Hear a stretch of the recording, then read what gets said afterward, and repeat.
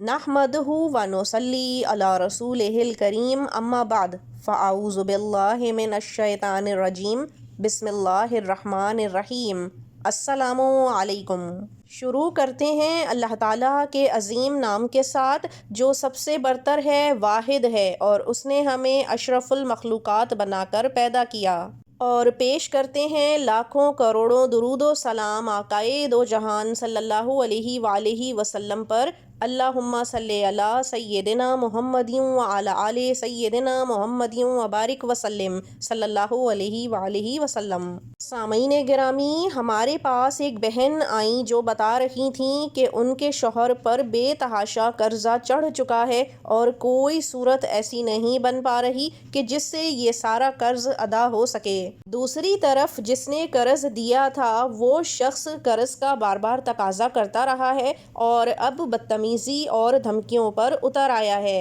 جبکہ ان خاتون کا کہنا یہ تھا کہ ان لوگوں کی نیت بالکل ہے کہ یہ قرض ادا کریں، لیکن اسباب ہی نہیں بن پا رہے کہ تھوڑا بہت بھی ادا کر سکیں۔ لیکن بے شک نیتوں کا حال تو صرف اللہ تعالیٰ ہی جانتا ہے، وہ تھوڑی جان سکتا ہے کہ جس نے قرض دیا۔ اسی طرح سے ایک اور بہن ہمارے پاس آئیں، انہوں نے بھی اپنا کچھ ملتا جلتا مسئلہ ہی بیان کیا کہ ان کے شوہر اچھا خاصا کما تو لیتے ہیں، لیکن اخراجات کی نوعیت کچھ اس طرح کی ہے کہ وہ پورا نہیں پڑ پاتا اور پھر ان کو قرضہ لینا پڑ جاتا ہے، جس کی وجہ سے یہ قرضے کے بوجھ تلے دبتے چلے جا رہے ہیں۔ سامعین گرامی، واقعی میں کبھی کبھی بہت بڑے بڑے خرچے بھی ایک دم سر پر آ پڑتے ہیں، جس کی وجہ سے لوگ اچھا کما بھی رہے ہوں تو پورا نہیں پڑ پاتا۔ کوئی سرجری، بڑا آپریشن، یا پھر شادی بیاہ کا کوئی معاملہ اچانک سے طے ہو جانا، یا کوئی بڑی بیماری آ جانا، اس طرح کے معاملات بھی زندگی کا ہی حصہ ہوتے ہیں اور ایک دم نکل آتے ہیں۔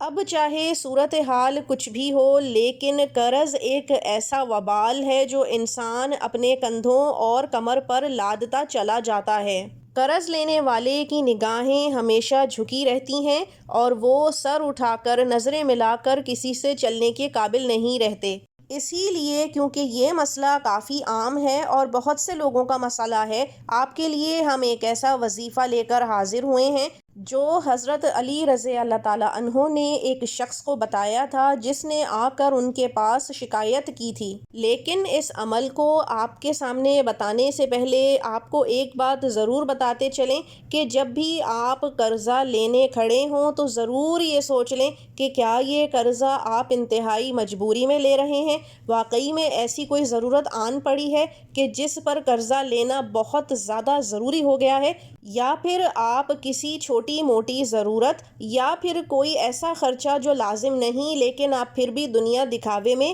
یا اپنے شوق کے لیے کر رہے ہیں، اس پہ قرضہ لے رہے ہیں، تو یہ جان لیجئے کہ یہ آپ اپنے ساتھ ظلم کریں گے۔ اب ہم آپ کو عمل بتاتے ہیں کہ ایک مرتبہ حضرت علی رضی اللہ تعالیٰ عنہ کے پاس ایک شخص آیا اور اس نے آپ سے شکایت کی، تو حضرت علی رضی اللہ تعالیٰ عنہ نے فرمایا کہ میں تمہیں وہ دعا سکھاتا ہوں جو خود حضور اکرم صلی اللہ علیہ وآلہ وسلم نے مجھے سکھائی۔ انہوں نے آگے یہ بھی فرمایا کہ اگر تم پر پہاڑ جیسا قرض بھی ہوا تو اللہ تعالیٰ کی طرف سے وہ بھی ادا ہونے میں مدد ہو جائے گی اور وہ قرض ادا ہو جائے گا۔ اور جو دعا حضرت علی رضی اللہ تعالیٰ عنہ نے اس شخص کو سکھائی وہ یہ ہے: اللہم اکفینی بے حلالک عن حرامک واغنینی بے فضلک عمن سواک۔ حضرت علی رضی اللہ تعالیٰ عنہ نے اس شخص سے کہا کہ تم یہ دعا پڑھا کرو، جتنا بھی پہاڑ جتنا بھی قرض ہوگا تو تمہارا ادا ہو جائے گا، اللہ تعالیٰ خود ایسے اسباب بنا دیں گے